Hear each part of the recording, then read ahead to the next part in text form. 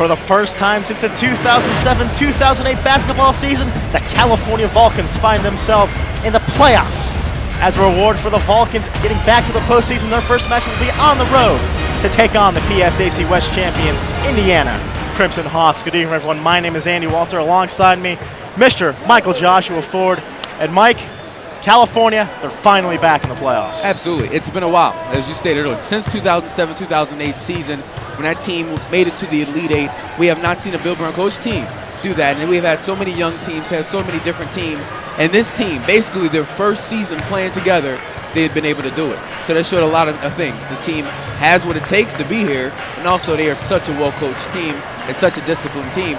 They face, obviously, the toughest opponent possible in the Crimson Hawks. California won a couple big games down the stretch. Slippery Rock, Gannon, and Clarion among them. Their last matchup against Blockhaven, a very good tune-up for them going into the playoffs. They were victorious in that game, 82-68. Absolutely. A game when they came out, maybe not as intense as you want to in the last game, but listen, they steamrolled them when it came down to it at the end of the game. But I'm more impressed about, as you mentioned, the latter portion of the season. Games they need to win.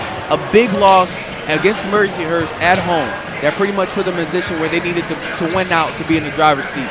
Where they were able to win at home against Slippery Rock, which propelled them to be in a position where they had Clarion also they had to beat. They were to beat them, pretty much put them in the lockdown position to hold that fourth spot. Now you see them hit again on the road. It's a spot that they knew they were going to be in, and I think a spot that they're ready for.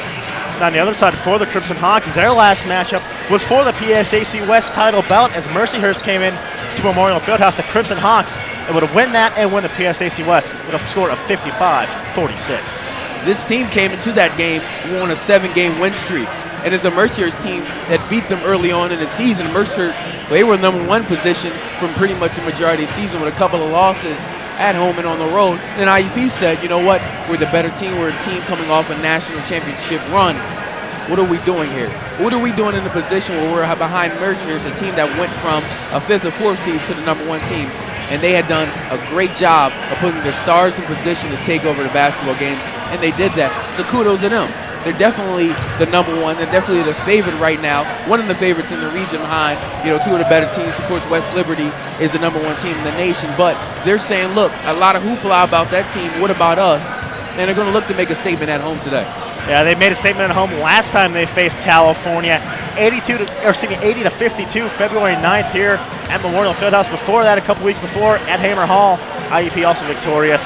So California head coach Bill Brown going to have the work cut out for him today. Well, listen, you look